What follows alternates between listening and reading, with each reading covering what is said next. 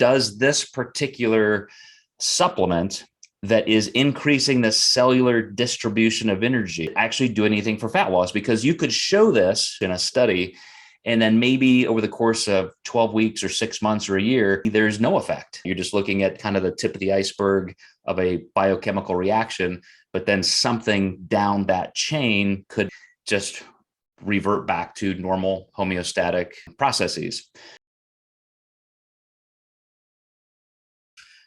All right, guys. So this particular part two, I wanted it to be a little bit more exhaustive than it turned out to be in terms of looking at individual compounds that can help with carbohydrate utilization, even in some cases lipid metabolism, which can directly impact cellular metabolism and indirectly impact hunger. At least I call that an indirect action of these so-called glucose disposal agents. So last week we did a little review of what glucose disposal means. And simply, it's as you consume carbohydrates, your blood sugar level is obviously going to increase. That has everything in the world to do with load, how much carbohydrate you consume, the simplicity or complexity of those food sources, but then how your body deals with it, which is a big indication of your health status. So your ability to mediate what happens to that rise in blood sugar is everything when it comes to, of course, things like blood glucose sensitivity, insulin sensitivity, things that lead to metabolic syndrome and diabetes, type 2 diabetes specifically. Those are very much within our control and determined by health status. So if we are extremely healthy, meaning blood sugar as measured by things like A1C are in the healthier ranges, that means that your body is not worn down. Receptor sites aren't degraded to that constant uptick of insulin. Somebody who's consuming either too much carbohydrate, too many calories in general, too much sugar as a percentage of their carbohydrates, you're going to have much more rapid rises in blood sugar, and therefore those consequent drops. And like any chemical compound, the more that is there, receptor sites start to ignore that just to control homeostasis. So you get that receptor site degradation, you get to be very insulin insensitive. And so more is produced, and you end up with this runaway train, basically pulling apart at the center. We have extremely high blood sugar levels and insulin that's no longer productive or effective. So along comes research, of course, saying, well, hey, let's just take a pill for that. Like here are some things that we can do.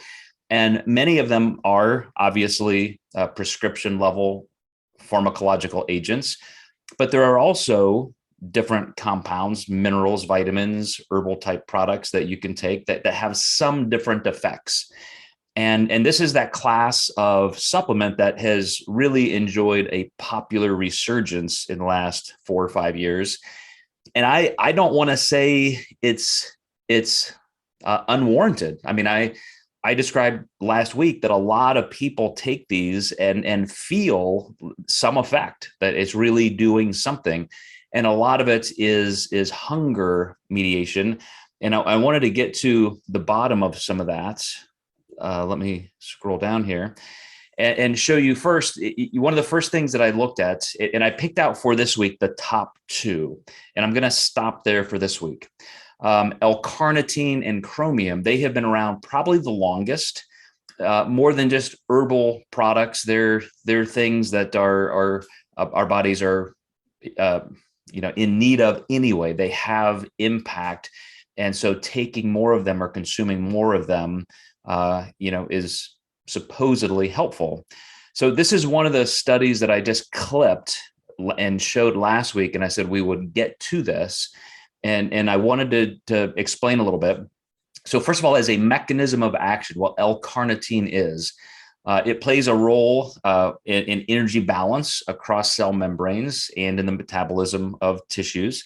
It transports long chain fatty acids into the mitochondria. So it takes available fats in your bloodstream right into what are known as, quote, the cliche powerhouses of cells, the mitochondria, for their subsequent use of energy. So right off the bat, the first mechanism of action isn't even directly carb related, but more fat related. It removes short and medium chain fatty acids in that metabolic process and prevents their accumulation in the mitochondria. So there's kind of a cleaning. But by the way, acetyl L-carnitine is what you see most in supplements, and that happens to be 4 times better than L-carnitine. So it's an interesting shift in what we would think of, because we know the body cells prefer glucose as energy, and L-carnitine kind of preempts that and pushes fat into the cells, the mitochondria, as a little bit of a preferential switch.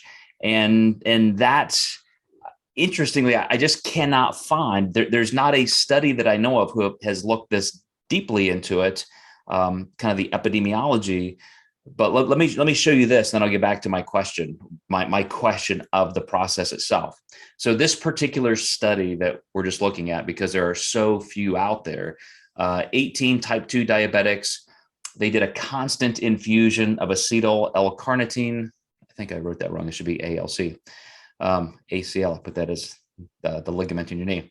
5 milligrams per kilogram body weight, and then another extra infusion on top of that. So they wanted to kind of baseline people out. Here's what everybody's going to get, just so we know that there's a certain level. Then we're going to add a small, medium, kind of large amount of this acetyl L-carnitine. And then they measured not just what was happening with the blood sugar uptake, but even glycogen storage in the muscle tissue, what's happening at that muscle cell level. And they found that glucose tissue uptake increased significantly. So, and this is, I mean, I don't want to say it's double, but it's probably close to 40% of glucose uptake into those cells. So even though the mechanism of action primarily hits the lipids, something is also either carrying glucose in there at the same time. And for those people who try this, very, very anecdotal, but consistent, people who supplement with L-carnitine say they actually feel more energy. You can be in the same calorie deficit, same pre-workout routine, food intake, and so forth. But just taking L-carnitine, they say, man, I just felt stronger. I just had more energy during that workout. Some people report being hotter, sweating easier, blood or heart rate gets up a little bit quicker. So perhaps glucose is obviously being taken up into the tissue of the mitochondria more quickly as well. I don't know if that's just a direct mechanistic effect, or because available lipids are moving in more quickly, then that means the next available source is glucose. So that's kind of a tailing effect. But overall, in terms of all of the ingredients that you would see in a glucose disposal agent, just purely by logic, I can't say that this particular supplement would be one that reduces hunger, because if you're increasing cellular metabolism that way, you're actually pulling energy out of the bloodstream. You're actually creating more of that deficit, that sweeping effect into the muscle cells. So it could increase hunger, if anything. But if you remember, the harder that you train, you create a little bit of a subdued hypothalamic response. And so you could end up with a little bit of hunger mediation that way. But anyway, that's kind of up in the air, because there just I can't find any research that goes into that level of detail, really looking at the biochemistry. But I will say that they showed a substantial effect, and it's the one that we would want it to be in terms of using energy. So we'll at least say that acetyl L-carnitine is in that list that has dramatic, empirical effect. And so it may be worth trying. If I were somebody saying, hey, here's a list of supplements that may work, this has always been one that I've said it has some effect. Who knows if it's going to be substantial or not, as you'll see here in a second with a different particular study. So I wanted to look at not just that mechanism of action and look at the meta-analysis kind of consensus, but is there any study that would show actual fat loss? So does this particular supplement that is increasing the cellular distribution of energy, is it actually do anything for fat loss? Because you could show this in a quote petri dish in a study, and then maybe over the course of 12 weeks or 6 months or a year, maybe there's no effect, and we wouldn't know that. You're just looking at kind of the tip of the iceberg of a biochemical reaction, but then something down that chain could mechanistically just revert back to normal homeostatic processes. So here's one, an actual study, or I should say it's another meta-analysis looking at the effect of actual weight loss. So pretty low pickings here. You see only 9 studies even made it through the study criteria. And they did say this, which is an interesting little conflict. Subjects who received carnitine lost significantly more weight, but the magnitude of weight loss resulted by carnitine supplementation significantly decreased over time. So that's exactly what I said could happen. But there is a great learning point to this. If, and I have to think either that really, really acute adaptation of using more lipids, using, they always use the word shuttle. If you look up anything, L-carnitine shuttles lipids or shuttles glucose into the mitochondria to use as energy. Maybe because all of the muscle cells in your body and so forth, there are just so many mitochondria, just by magnitude, maybe that actually does have a direct weight loss effect. Or, as I said, it could still be coming back to things like hunger, which is not really, a point of review here. So if I were operationally just looking at my own dieting methods and my own responses to weight loss, and I'm trying to be judicious with the money that I'm spending on supplements and even cautious about whether these things have bad side effects that are unknown, I would look at this and say, okay, there's something here. It works. It has a biophysiological effect that seems good, seems like what I would want. Let's give it a shot, probably alone, not included in another big supplement, but let's just see if I can take this for a week or two and see if I get any results. Knowing that over time, maybe because of saturation and use levels, maybe because your body just becomes adapted to that, I know that ride is not going to be here for long. So maybe like creatine that's, used in a saturation level when that environment has run its course, you're supposed to deload a little bit from that and then let your endogenous creatine levels resynthesize what would be considered a normal rate. Then you can take it again. So you get those little cyclical pyramiding type effects. Maybe L-carnitine is similar to that, but I think that's worth knowing. But the next thing, looks like I got this out of order here. Sorry about that. I'm going to skip back and forth here. So chromium is probably the first thing that ever showed up in literature from a trace mineral or just supplemental form of anything in this glucose disposal agent category for kind of the same thing as L-carnitine, kind of what's known for. It's definitely part of this blood glucose control family of supplements. So this one I found one that directly looked at its effect for weight, for body fat loss. Let me come up here again for a second for that mechanism of action. Chromium, being a trace mineral, has a potential role in maintaining proper carbohydrate and lipid levels at the molecular level, very similar, but different mechanism. Chromium appears to play a role in the auto-amplification mechanism of insulin signaling. So now it's controlling how your cells interact with insulin.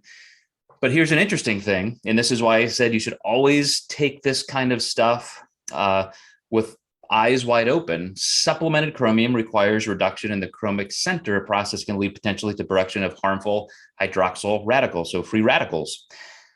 I wouldn't say that in itself is a problem because we encounter free radical damage all day. Just breathing oxygen creates free radicals. Standing in the sunlight creates free radicals. Each cell in your body gets about 10,000 free radical hits every day. So a supplement that says this produces something like that doesn't tell you anything about the amount or the type of harm and so forth. So that's something that just may be completely innocuous, just part of the metabolic process, but it's in the literature. So I just wanted to show that that's why as I said, you shouldn't just take supplement claims or somebody's recommendation on face value. Always dig in, do your due diligence in terms of just looking specifically for side effects and potential harm.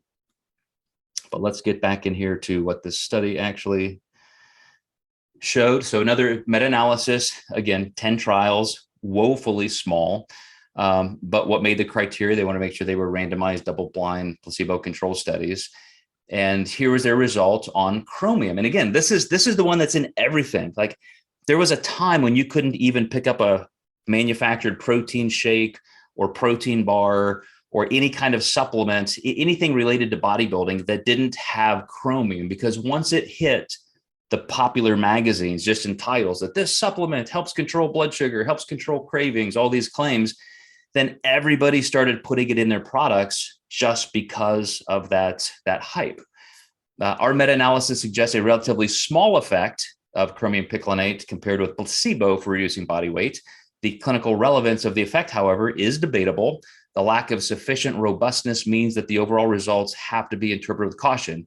So looking at every study possible on this supplement, which is one of the bigger ones in this class, the response is, maybe, probably not.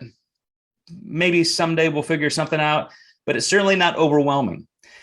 And because this is a trace mineral that does have toxicity levels, this is where the reason I said it's in so many products, you really need to look at how much you're getting.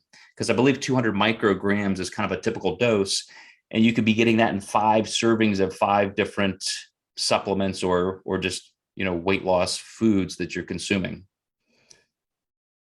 All right, so I said this is going to be incredibly short and direct because it's so hard to find information on these very specific supplements. I actually do want to. I'm investigating now because I've done a couple of these things in the past. I mentioned that one of my supplement companies I've owned in the past, we actually made a product that would be in this class, and I thought it was amazing. And we intentionally had 4 particular products. Carnitine was one. I believe we had chromium, and all 4 of these would be in here. We wanted to keep it simple for some of the points of caution I've mentioned. And I can't claim to be unbiased. It was my product, and I tend to be sensitive to glycemic reaction. For my body type, I have to diet, pretty consistently. I wouldn't say low carbohydrate. It's certainly not low like 0 carbs. But for me, 1,800 calories is kind of a starting point. I have to go lower if I want to be super consistent at losing a pound a week for a long time. My carbohydrate levels are going to be 150 or so grams a day, which for a male, is something I would consider pretty low as a coach. And so these kind of things matter to me. If I can get just a little bit of edge in glycemic response, not feeling hypoglycemic, reducing hunger, that's meaningful to people who live within those small margins. And so not only the product that we produced with a food science team and a biochemist, but other ones I've tried, have also had some effect. And as I talk to other people, like I said, they, most say, yes, this particular brand or this product, I do feel a difference.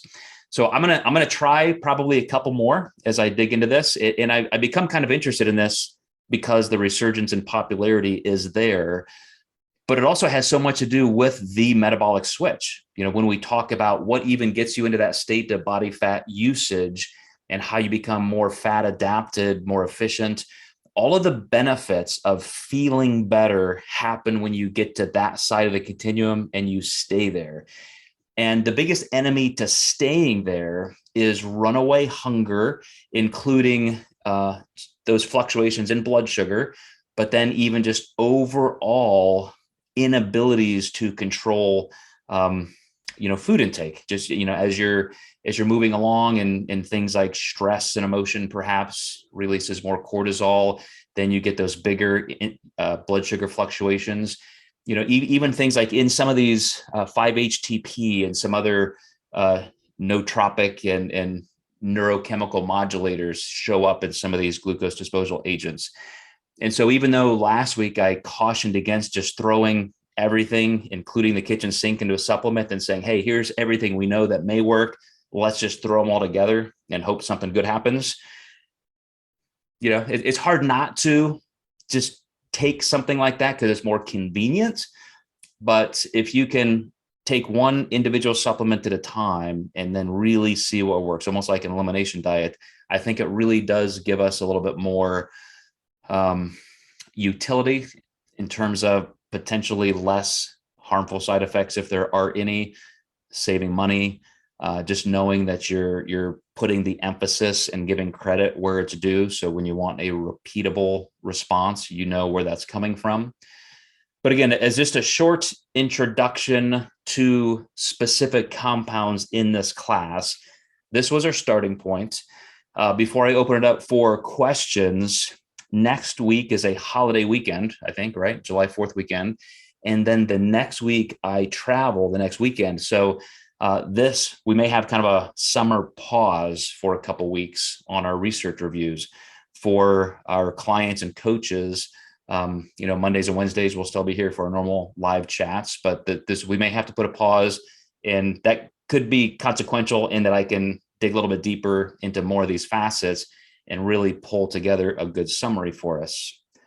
But that said, let me stop this screen share, bring you guys back into play here. And if you have any questions at all on anything even related to blood sugar, metabolic switch, these supplements, glucose disposal agents, please jump in.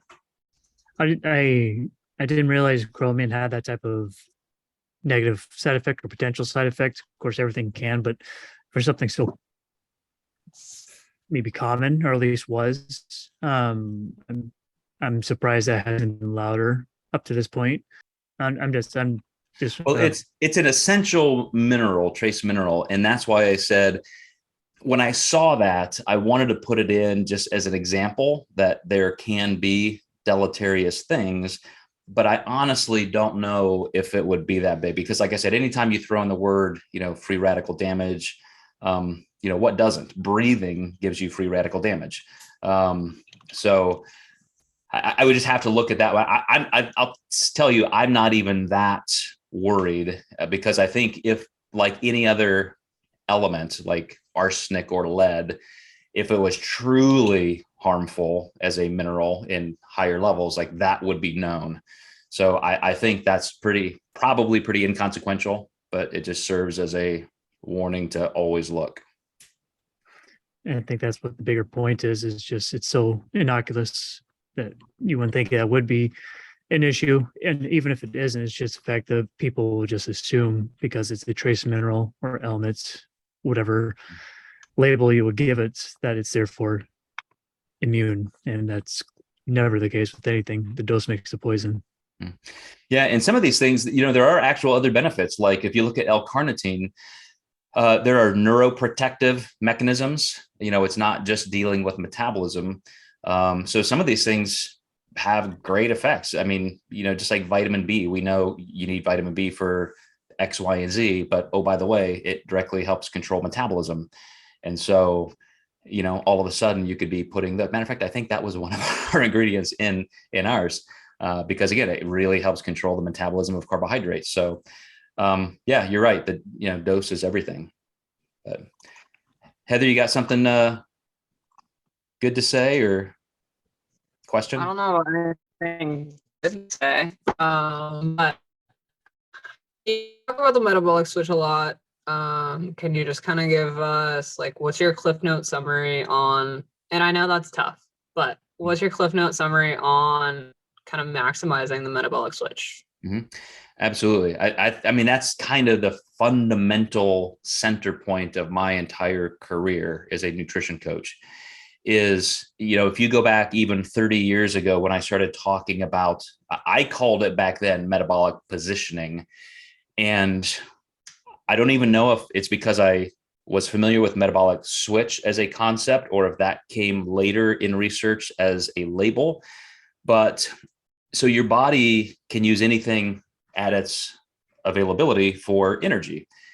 Obviously, cells want glucose as that first usage point because it's so easy to metabolize and it's so highly available. So blood sugar in our bodies evolved as the most useful energy source because it's so simple to break down. It's fast when you need it, and it's usable by every cell. So then there's a secondary source, which is, okay, we have this glucose and you have a certain blood sugar level, but then we can store glucose in the body as glycogen, so little bundles of glucose to be used as energy. That's that second layer. We break that down. We're constantly storing and resynthesizing and releasing and all that, and just, as we need it. So, for example, I like to use this as the best metaphor or example, which is, imagine that at rest, you're sitting at your desk burning 60 to 70 calories an hour. As soon as you just start walking, that's going to double. Now, oxygen use is up, glycogen use is up, or glucose use is up. So your body has to start preparing. So a cascade of hormonal reactions say, okay, movement is happening. Like, imagine a little Pixar movie with, somebody in your brain controlling all the switches. Okay, Heather's up. She's moving. What's next? You guys, we have to start releasing glycogen, break down glycogen into glucose, because we don't know what she's going to do. She may take off running. She may be working out. And so just the body's motion creates that dynamic. And then what if you do start working out really hard? And so now you're burning 500-600 calories an hour. Your heart rate's 150. Now you have to start releasing lipids into your bloodstream, because then your lipids, as soon as you run out of available muscle glycogen, lipids can be converted into glucose through your liver, gluconeogenesis. Then you can get into oxygen debt. So the long-term, aerobic use of energy. So you have that entire continuum that your body has to be prepared for. So keep that in mind as an acute look at just energy need. And the second part of that is, how does that look over time? Today versus tomorrow versus next week versus next month. If we're in a calorie deficit, and so we don't have enough blood sugar available because I controlled my meal and I'm not going to eat for another 3 or 4 hours, and I've used all of that food. And so now I'm in a calorie deficit. I have to go somewhere. So now, just like in that exercise state, now in a more subtle way, your body has to start using energy in a chronic way that accounts for that deficit. So now you start using stored muscle glycogen, stored liver glycogen, just like you would in exercise, but you're eating more meals. You're not using it that fast. So some of it can be replenished. Some of it's not. You're still in that chronic deficit. So then you get to the point where now even your stored glycogen levels are so low and you're being so consistent that now fat loss or fat usage has to escalate even more. So now on that conveyor belt of energy sources, we start using higher levels of fat. And when you hormonally create that environment, because it's the longer term, higher energy requiring thing for your body to do, that's why it's last. It takes a lot of energy demand from your body. Once it's in motion, as long as you keep that calorie deficit and energy use stable, your body will get more efficient at doing it. So the hormones like epinephrine, adrenaline, like glucagon, even thyroid output, those kind of things escalate a little bit. So your homeostatic range becomes tilted more toward using fat as energy. It's what proponents of the ketogenic diet say, that's becoming fat adapted. Your body becomes better at using fat as energy. Instead of being in that mode where your body prefers carbs for energy, you're forcing your body to be better at and almost preferring fat for energy. Now, lest you think that that's a sales pitch for keto, it comes at a great cost, because that's where you're in damage control and your body starts suppressing your metabolism. You've lost the cushion for lean body mass retention. So now your body's using amino acids and breaking down muscle for energy as well. So that's going into pure survival mode. But in that metabolic switch, if you just go from being dominantly usury of carbohydrates to being in that slow calorie deficit. Takes you 3 or 4 days to become depleted enough. You're leaving enough reserves in the tank. Like I said, when I'm dieting, if you said, Joe, you got, for whatever reason, you got to lose 10 pounds in the next 8 weeks, I would drop my carbs down to about 150 grams a day. I would drop my calories down to, 17, 1800, and I would meet that goal. I'm not all the way ketogenic. I'm not on a very low calorie or starvation diet. I'm moving that metabolic switch to the position where I'm consistently using fat as energy, that secondary source of energy besides the food I'm eating.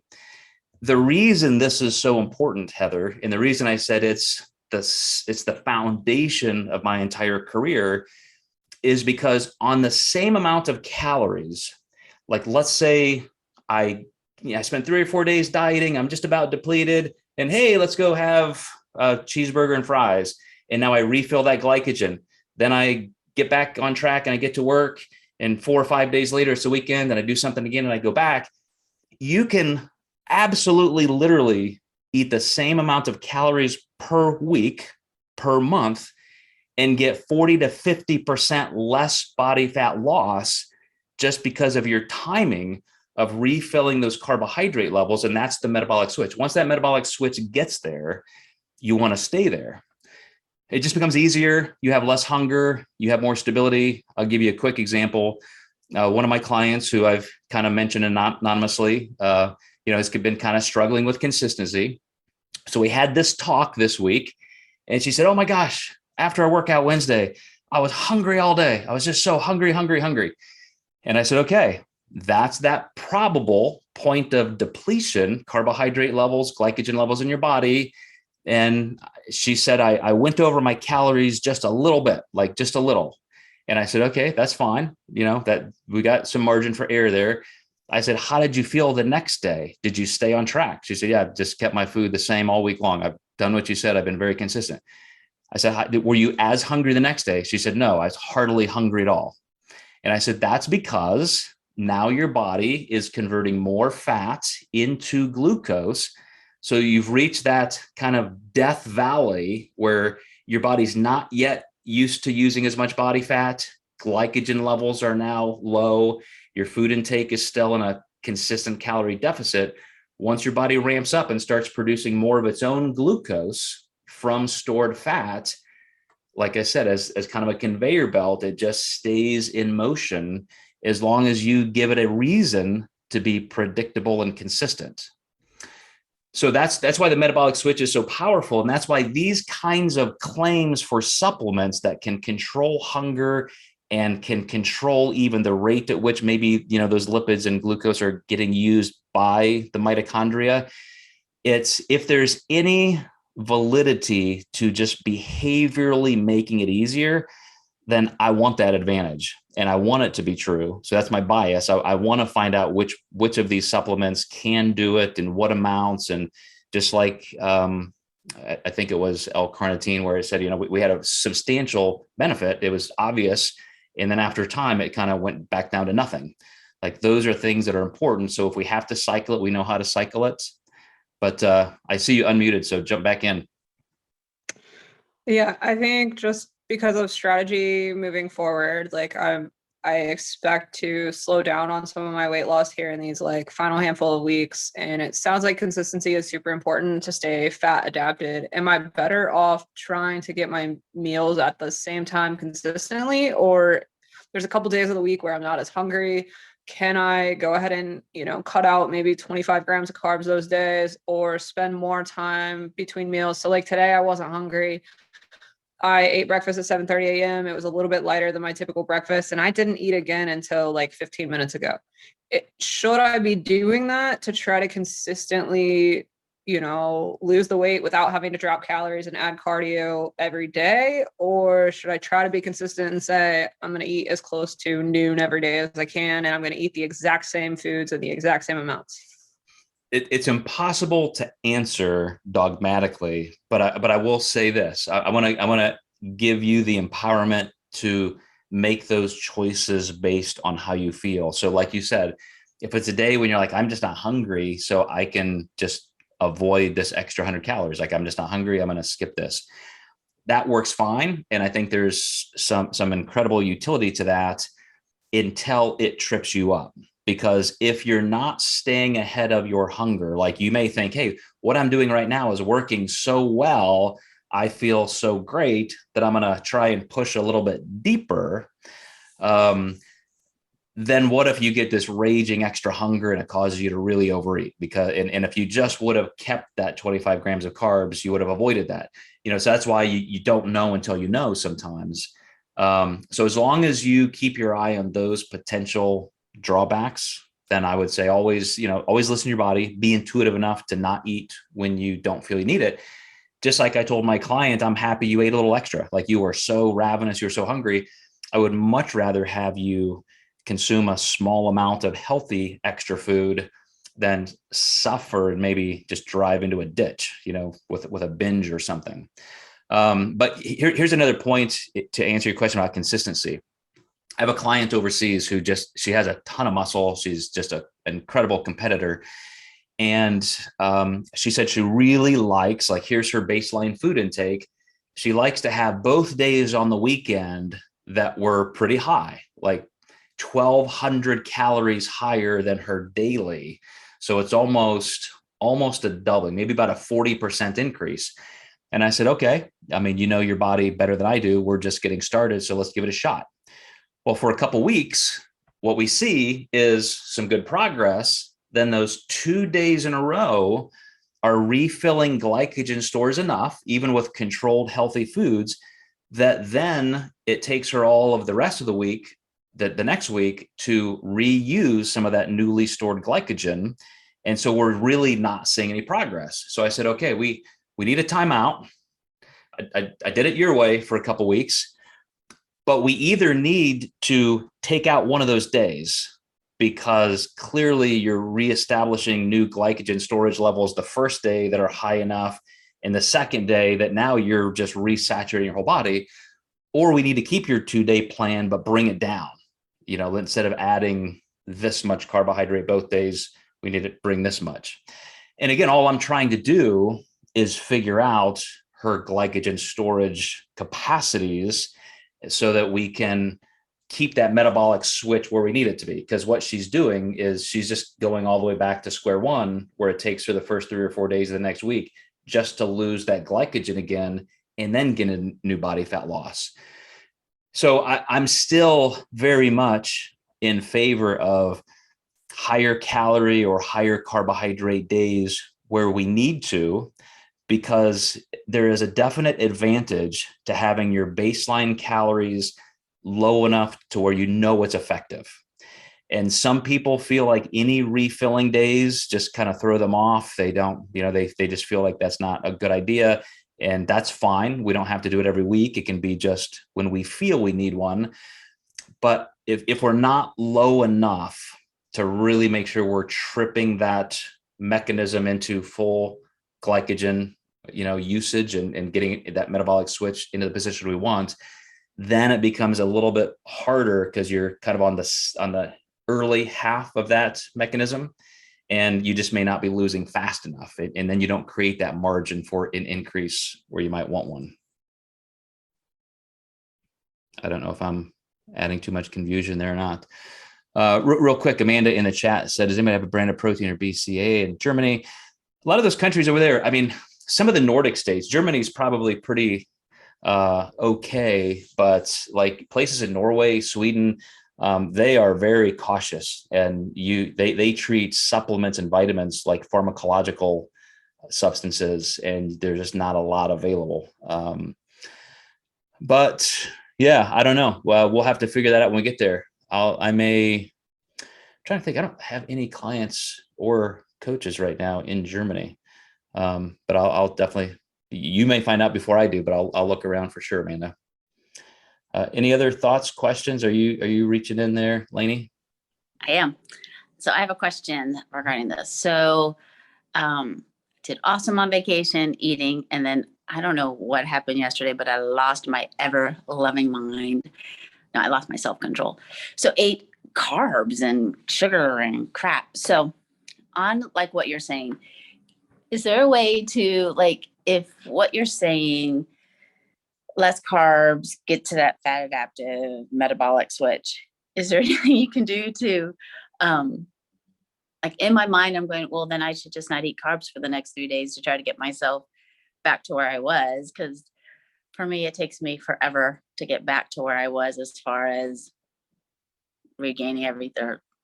Anyway, is there something you can do to, or is that thinking even logical of, okay, I'll eat less carbs to try to get myself back to where I was when I was consistent? Yeah, there are a bunch of things. And Kevin just quoted a great physiological truth that fat is burned in the flames of carbohydrate. So, we need to have enough carbohydrate there. So don't say, okay, I overate, so now I'm going to kind of fast for 2 or 3 days, because then that can really pull down that whole process. But here's a couple tricks. And again, these are like power tools that you have to be careful with, like safety goggles, steel-toed boot kind of thing, so you don't hurt yourself. If somebody finds themselves having overeaten, like a legit binge, or it's like, oh my gosh, I had this goal, I've got this contest here, I just ate more than I needed to. Remember, all of that energy is very acutely in flux. It's in your stomach, it's in your small intestine, it's being pushed into your bloodstream. And so if you can start using that energy before it has a chance to get stored, that is true mitigation.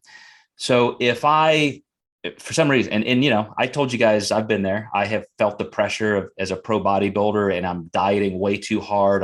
I'm doing too much cardio, and I know what it's like to binge uncontrollably and then just like not even realize what you're doing at the time. Like there's nothing that could pull you away from that food. You get that feeling.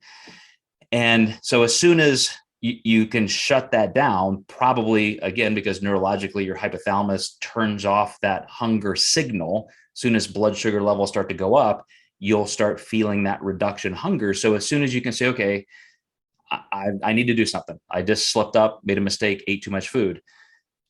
You now have a lot of food in your GI system and in transit, so you don't need food for a while. You can skip your next meal, skip your next snack. Maybe the rest of that day, try to eat lighter, just protein and veggies, that kind of thing.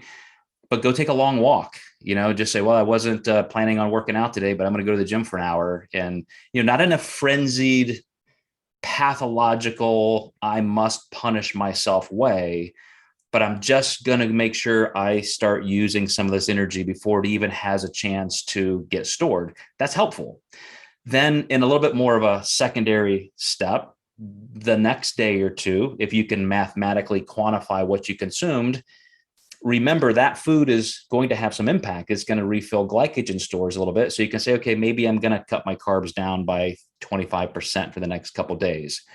If you're doing things methodically and logically in a way that doesn't make you just repeat that cycle, because what a lot of people do when they overeat is then they'll exercise purge, a form of bulimia, or true like bulimia and anorexia, and they start to then just create this cycle of going overboard, then going too low, and that triggers you to go overboard. So I think it's helpful if you say, okay, why did that happen? Like, I was on vacation, I was fine.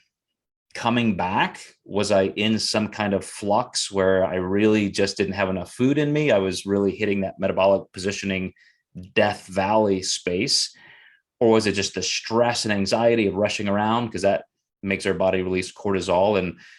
Or what, self-medicating, self-soothing, was something triggering you to really need that? Because I also, besides trying to mitigate it, I want to figure out what's happening so I don't repeat it. But just that's what I would say on both ends. Good stuff. Thank you. Okay. Thank you. It's a great question. And Amanda said the same thing. She would always go to the gym and just I do use that extra hit that, yeah. And that's another thing too. Like, you're gonna have go ahead. Yeah, for me, like I've been going through the same thing that Lainey, and like, as we're leaving and we're doing all this, dinners out, saying goodbye to friends and family and stuff like that. So I start to feel that same like that guilt the next day. But I will say that like after last night, going out to dinner, eating more than I normally would, just because, you know, whenever you eat out, everything is just loaded with fat.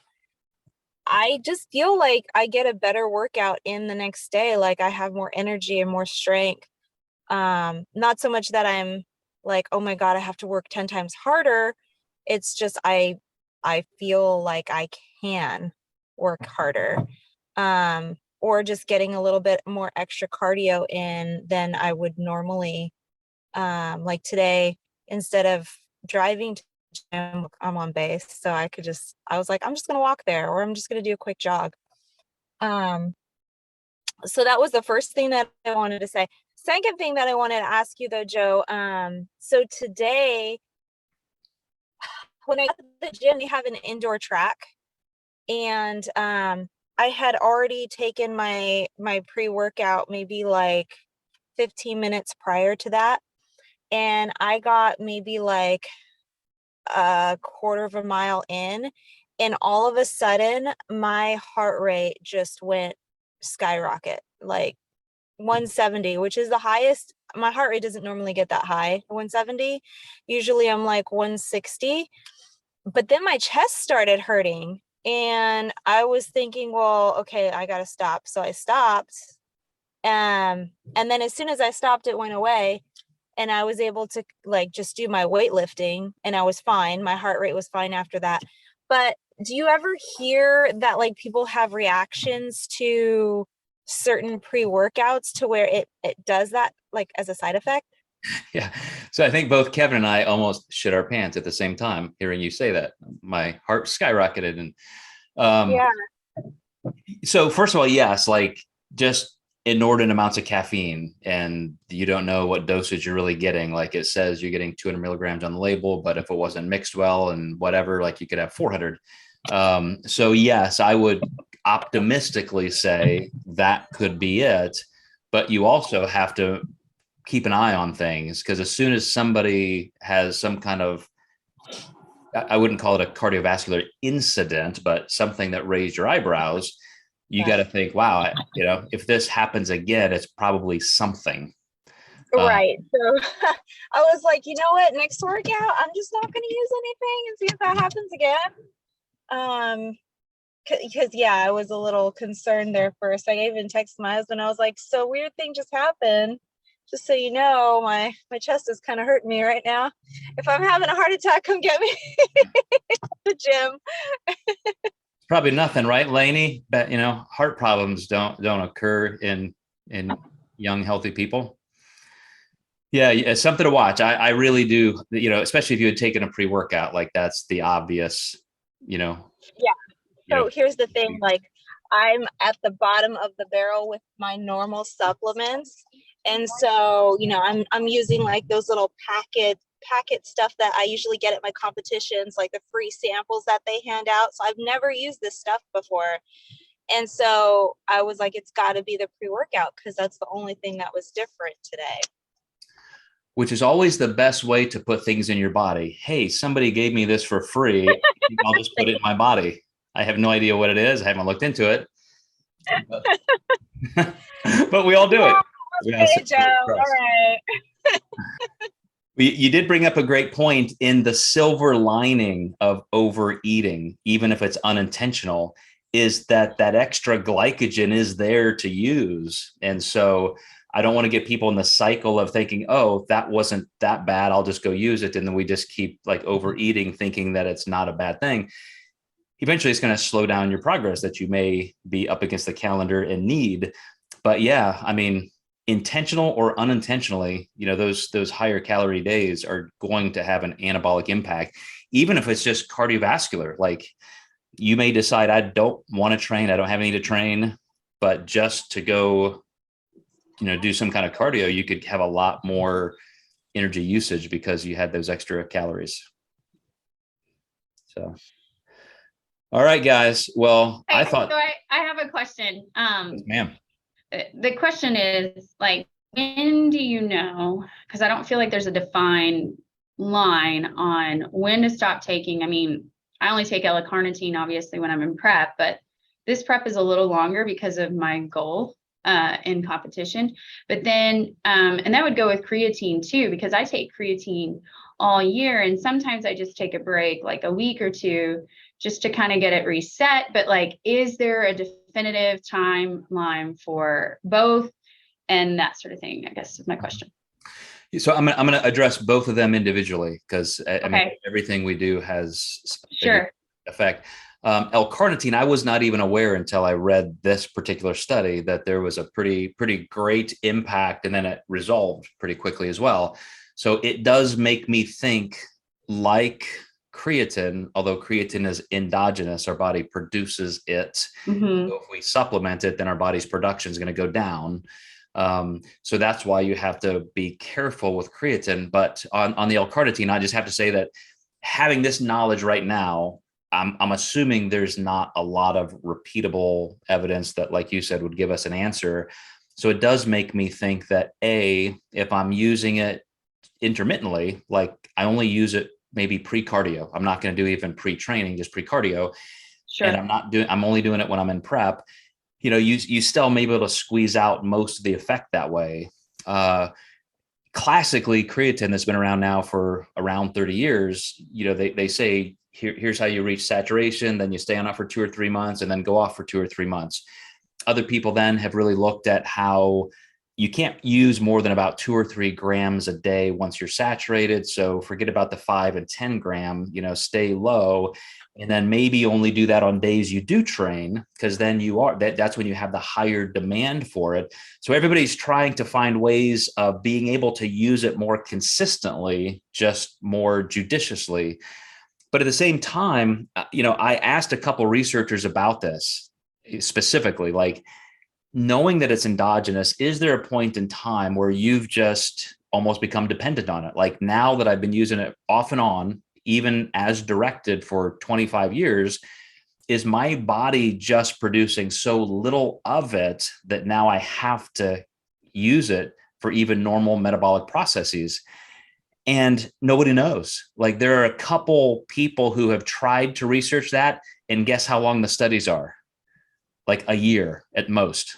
Okay. We use it for a year and there's no problem. Like, well, some of us have been using it for 25 years. Like, have I done something to that entire endogenous, exogenous, cycle? So I have to say, I have always felt, even when creatine first hit the market, that I was kind of a hyper responder. Like I felt like a tank when I would take it. Like my muscle tissue is just so much harder. I was just infinitely stronger. And when I would come off of it, it was really noticeable. And then I'd come back on and there are those great effects again. I still feel that. But when you get blood work, you're looking at, BUN, creatinine, all these things. Like I've never seen any problems. Kidney function is perfectly fine. So because we consume creatine in animal protein and we make it ourselves, and it's literally the most studied supplement in history, and so we now have these boundaries, I have a really good feeling it's not harming anybody, or we would have actually seen it by now. We'd see cases. So I just consider to use it, like I said, in those smaller amounts as research to be, not only minimum effective doses, but kind of upper end doses. And I use it when I feel like you need it. It's like, hey, I'm going to really make a big strength push, so I'm going to use it as part of my off season, or I'm in prep, and so I'm trying to retain lean body mass and strength. So I'm going to take it then. I try and pick my seasons when I'm using it more, and then give my body a break. But I think this, even saying that L-carnitine has an effect like that goes back to the fact that our bodies adapt to things so easily. Even protein, there are studies that show if you have a certain amount of protein and you always eat the same amount 5 times a day, your body gets used to that being your threshold, and you no longer have that impact. So sometimes doing a fast from protein means that your body all of a sudden starts synthesizing it and using it even better. So sometimes deciding, hey, I'm going to go for a couple months with just bringing my overall protein levels down, or maybe 1 or 2 days a week, I'm going to lower my protein just so the other days a week, that those receptor sites have kind of washed out. there's just a lot of value to using that kind of logic to anything we put in our bodies. Okay. Yeah, that was really good. That was helpful. Thank you. Oh, you're welcome. Good question. All right. Well, I was so disappointed what I could find for this research review. I thought I would have you guys on and off in like 10 minutes. So you guys had such great questions. I think you made this an actual good one. I was considering not even recording this for anybody just finding it unuseful, but you guys pulled us through. Those of you who are coaches and clients, like I said, next Monday, Wednesday, we'll be here. Friday will be kind of the July 4th weekend. So I'll announce this in our group and social media. But for now, you guys have a great rest of your Friday and weekend, and I will see you next week.